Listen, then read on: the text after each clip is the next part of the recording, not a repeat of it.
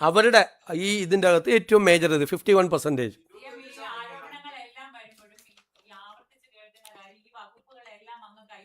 ആ,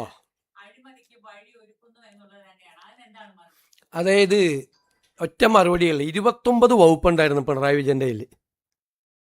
29 വകുപ്പ്. IT വേറെ മന്ത്രിമാരുടെ കയ്യിലായിരുന്നു. എന്തിനാ IT എടുത്തു വെച്ചത്? അഴിമതി നടത്താൻ വേണ്ടിയിട്ടാണ്. IT വ്യവസായ വകുപ്പിൻ്റെ കൂടെ കൊടുക്കേണ്ട IT എടുത്ത് പിണറായി വിജയൻ കയ്യിൽ വെച്ചത് ഞാൻ ചോദിക്കുന്നത് ആർക്ക് വേണ്ടിയിട്ടാണെന്ന്. ആർക്ക് വേണ്ടിയിട്ടായിരുന്നു IT എടുത്ത് വെച്ചത്? നിങ്ങൾക്ക് എല്ലാവർക്കും അറിയാമല്ലോ, ഒരു വകുപ്പ് എടുക്കരുതായിരുന്നു എൻ്റെ ആഗ്രഹം എന്ന് വെച്ചാൽ പ്രധാനപ്പെട്ടത്. ഞാനതാണ് ഞങ്ങളുടെ പാർട്ടിയിൽ പറഞ്ഞത്.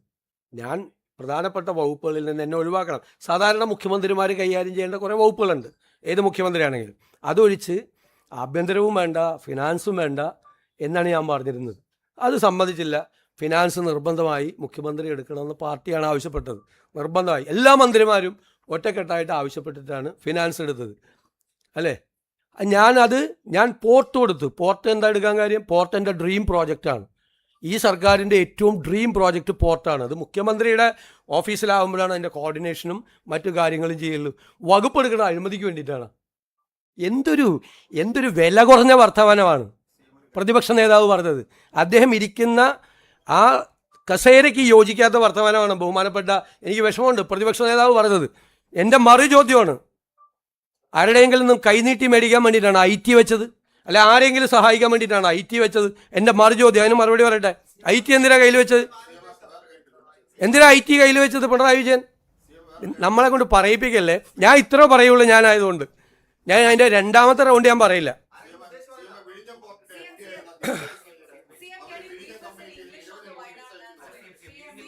ആര്?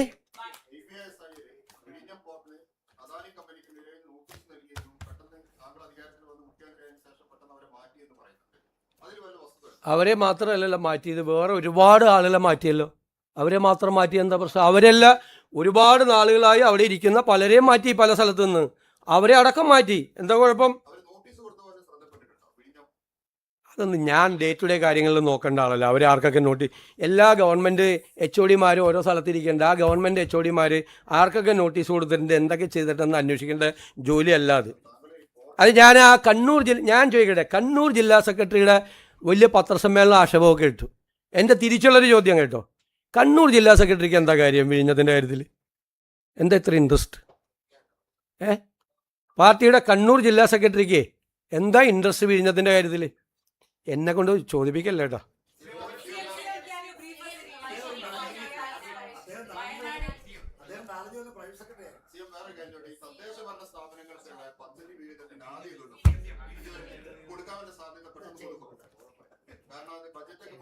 അത് കൊടുക്കും. സഹായം കൊടുത്തിട്ടുണ്ട്. 5 ലക്ഷം രൂപ വീതം അവരുടെ ധനസഹായം പ്രഖ്യാപിച്ചിട്ടുണ്ട്. അവരുടെ ചികിത്സ